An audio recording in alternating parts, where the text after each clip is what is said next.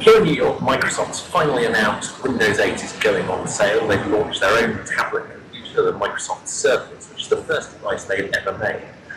Effectively, that's challenging the computer manufacturers that have dominated without Windows before to do better.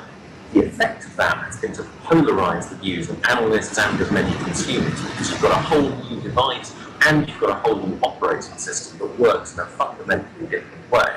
There's a lot of people that want Microsoft Windows 8 to work, but there's also a lot of people that wonder whether consumers and businesses will embrace what's actually a very different way of working. It's built for tablets and built for touchscreens. Now, when Microsoft launched Windows 8 itself, they were very careful to make sure there were a lot of other tablets and a lot of other laptops and computers generally on display.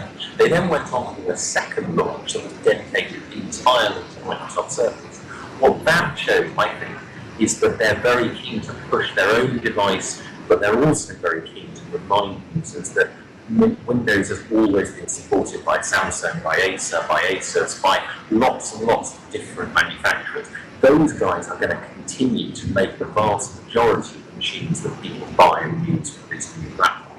But Surface does remain, as Microsoft put it, the best platform, the best showcase for this new operating system. It's got a very, and this is a peculiar thing to say, it's got a very exciting keyboard. It's a very thin, very soft cover. They call it the soft cover. And the idea of that is that you've got a tablet that is also effectively a laptop. It's a device that a lot of manufacturers wish they'd made, and it's a device that Microsoft hopes will get people excited about Windows 8 in a way that no one ever was really that excited about at a consumer level for Windows 7 or Windows Vista.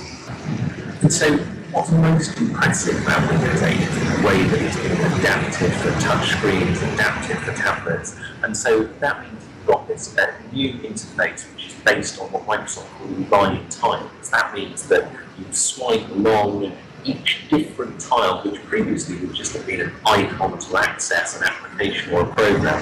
Now it gives you a little window on what that application is doing. So if it's, say, your photos, then it's going to dragging in all the different photographs from Facebook, from other galleries that you might have signed up to. And you've also got a whole new approach for mail, for calendar, for all that stuff.